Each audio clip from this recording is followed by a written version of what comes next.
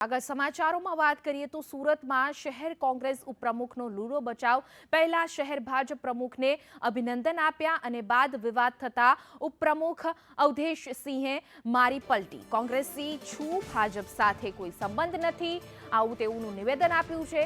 પરેશ પટેલ સાથે વર્ષોથી વેપારી સંબંધ છે, મિત્રતા હોવાને કારણે શુભેચ્છા પાઠવી હતી. હું કોંગ્રેસમાં વફાદારી સાથે કામ કરું છું. ફેસબુક પર પોસ્ટ મૂકવાની ભૂલ થઈ ગઈ છે. તેઓએ હવે ફરીથી પલટી મારીને નિવેદન આપ્યું છે.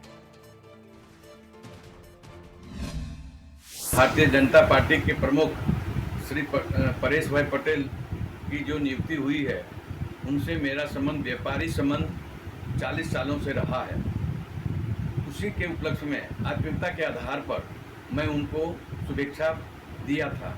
इसके सिवाय मेरा उनका कोई संबंध नहीं है. खास करके बीजेपी से मेरा कोई भी संबंध नहीं है. मैं कांग्रेसी हूँ.